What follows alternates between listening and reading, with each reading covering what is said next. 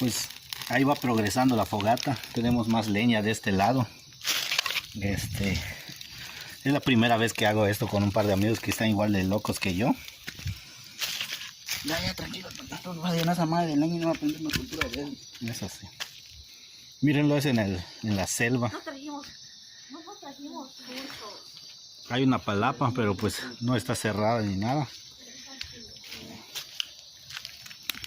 Vamos a hacer unas... fogata aquí adentro, no aquí afuera. Y vamos a hacer una sopa nisi y por ahí hay unas bebidas refrescantes que los amigos trajeron.